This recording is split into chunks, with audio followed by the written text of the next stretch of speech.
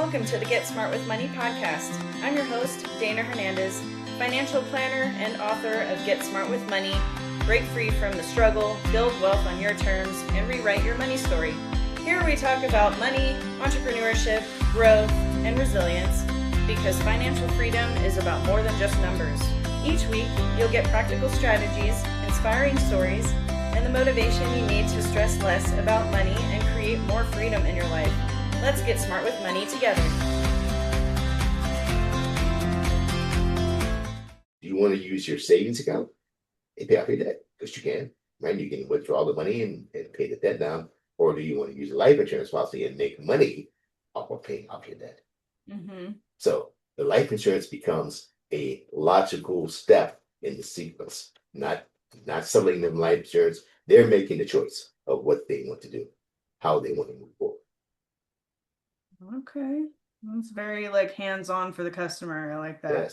Yes. Yeah. So they really actually grasp what's going on. Yes, they grasp and they see it. And everything I do, I show them the numbers, right? And so back in when I first started doing this back in 2020, interest rates were very low, right? In 2021, interest rates were very low. So lots of people were refinancing their houses. They were doing different things, taking advantage of the interest rates. So I could create in the technology, I could create scenarios for them. Well, this is what it would look like if you refinance the house. This is what it would look like if you took money out of the house. If you have multiple houses, it's what it would look like. So I could create different scenarios for them. And now with the technology, everything that they do, because not only does it pay off the past debt or the present debt, but anything that you do in the future, they can put it in and see the numbers before they do it in the technology, right? So they can see if they're sending someone to college, they can see what it would cost, how it would affect their payoff. If they're buying a house, another house, so they can even put that in the technology. They can say, I'm planning on buying a house in 2 or 3 years, right? So create a budget for me to that. And the technology will create a budget for them to do that.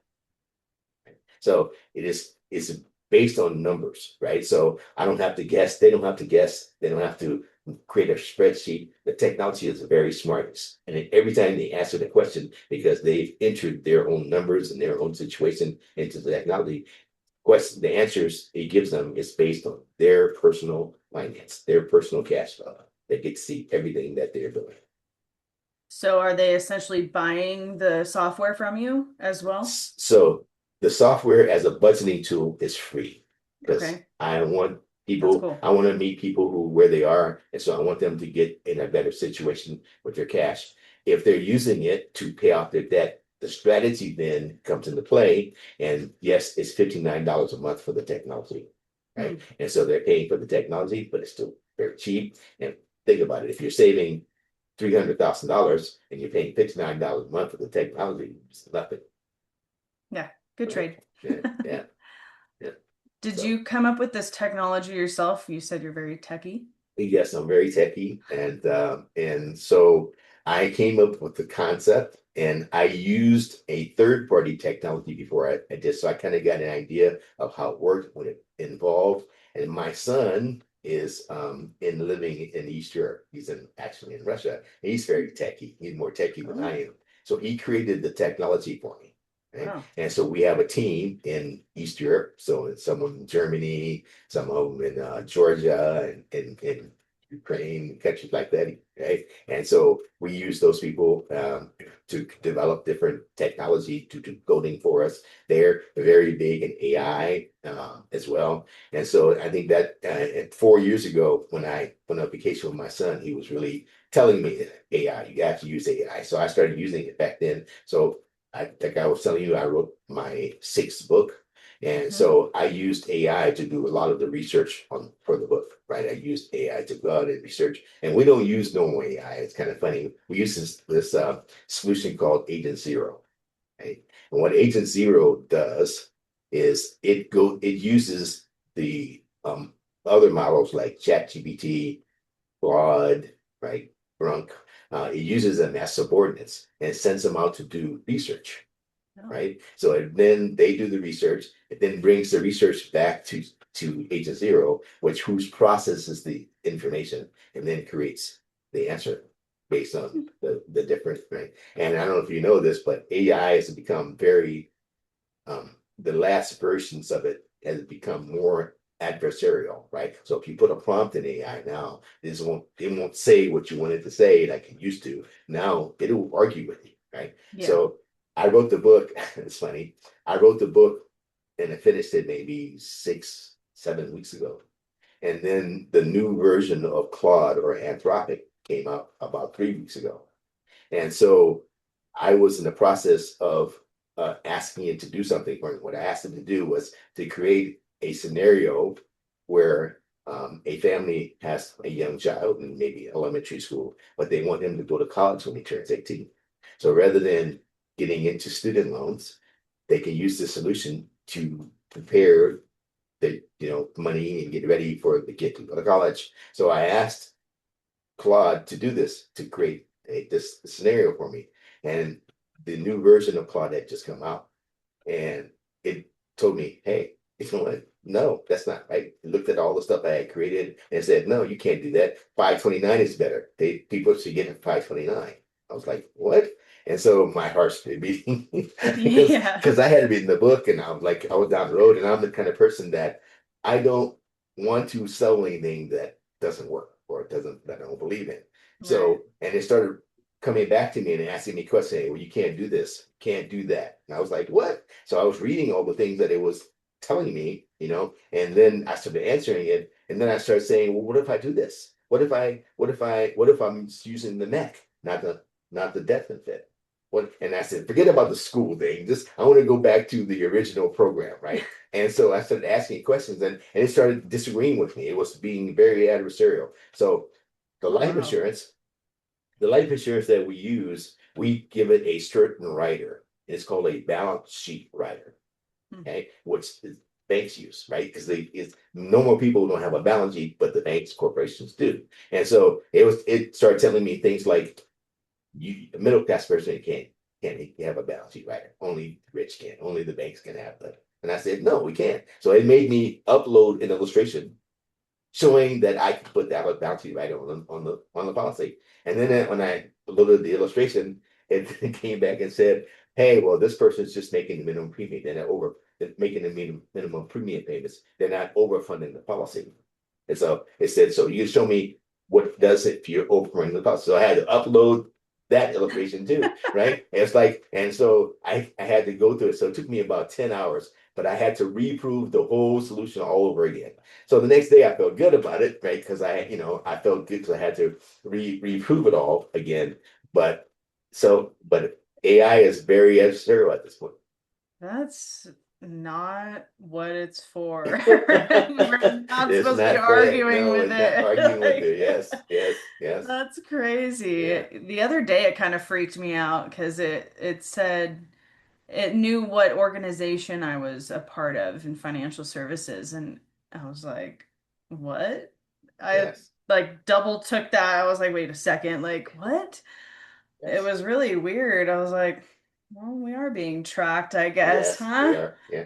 It's funny, that you kind of said it in the beginning that we're using both sides of the ledger because if you think about it, so you're going to be a financial advisor. Yeah. So, you know, I have to say that it's not that financial advisors are you know because I have had big debates with financial advisors about what we do.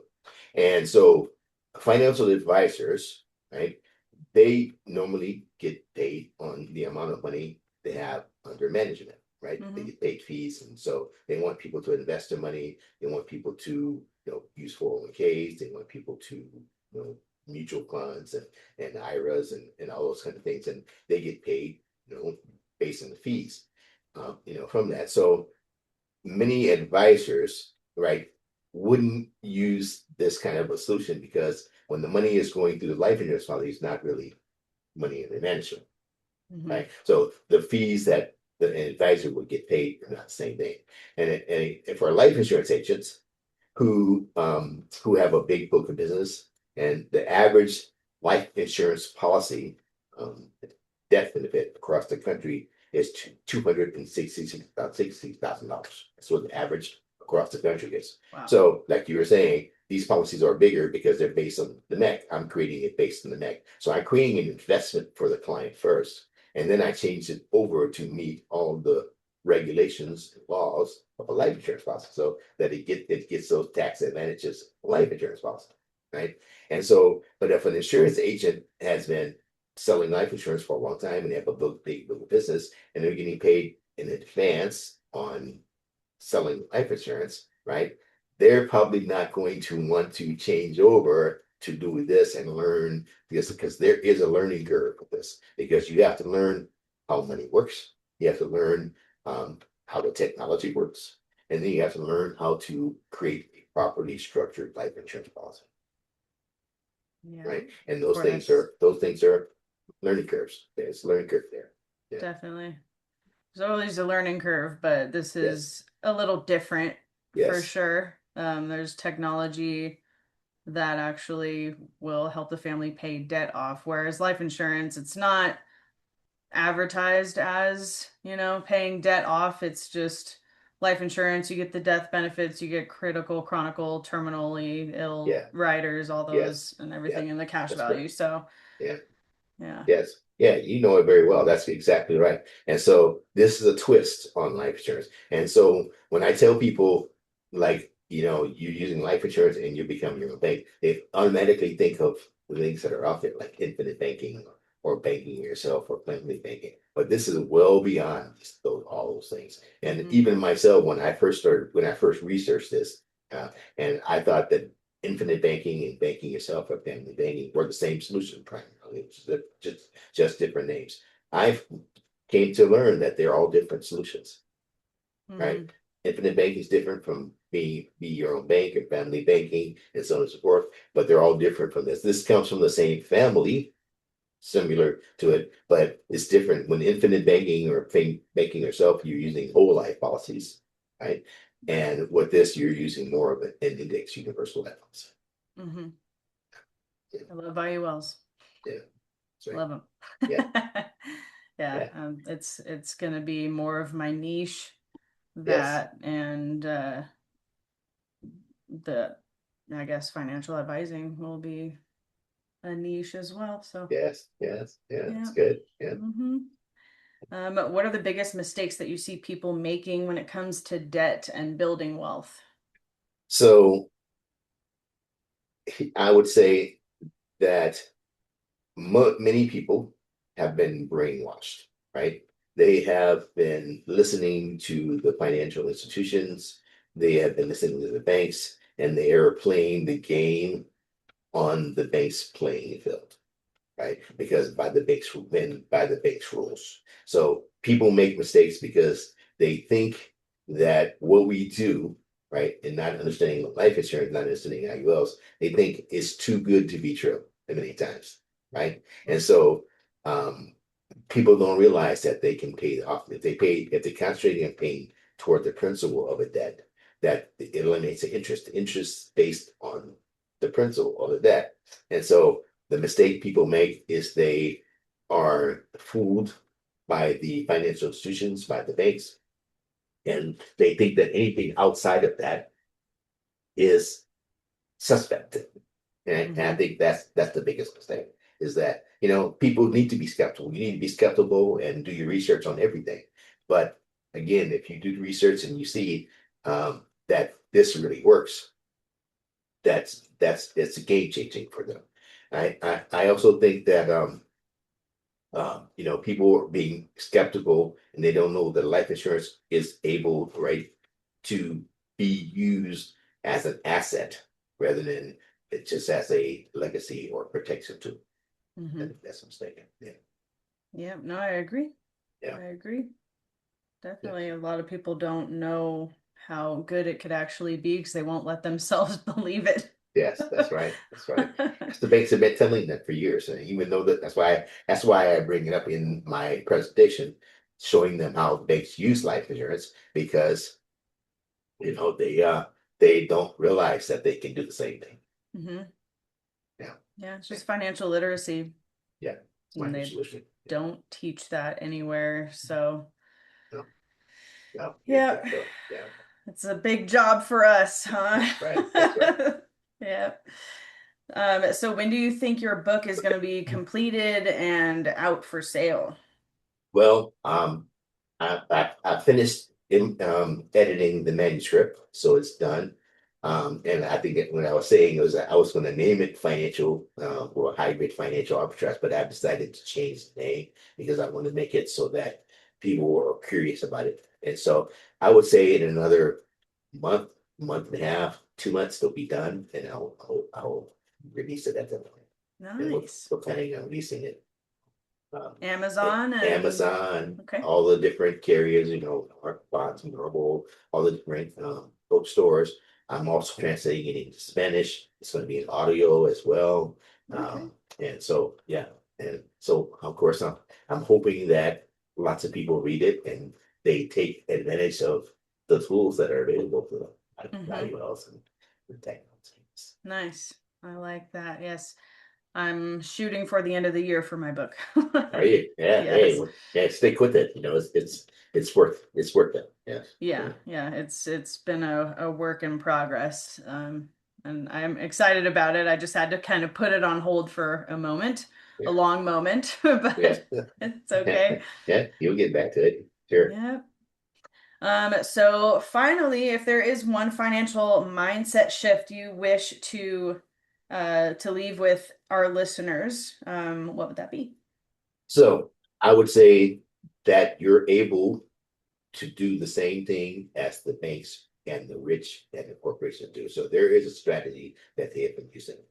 And so you can turn your debt into income. So the strategy is called buy, borrow, down, right? And so that strategy, you buy an asset, you borrow against that asset, and then when you pass away, you pass that asset on to your heirs tax free. So what we're trying to do with this technology is move people to 3 boxes. There's in retirement, there's the tax box, there's a tax deferred box, and tax free box. But we're trying to move more of their income, more of their retirement income to the tax free box. So that's what we're trying to do. Yeah. Always. Yes. Yeah. All right. Well, thank you so much for being here, Ron. Hang on for 1 second though, but Right. I really think that brought our listeners a lot of value today, and I hope that we can guide people over to you to get that help with paying debt. That would be great. Thank you so much. Yeah, Yes. you're welcome. Have a great day. You too. Please like, review, share, and subscribe to this podcast, and follow us on Instagram at GetSmartWMoney Podcast, as well as checking out our website at GetSmartWithMoneyPodcast.com.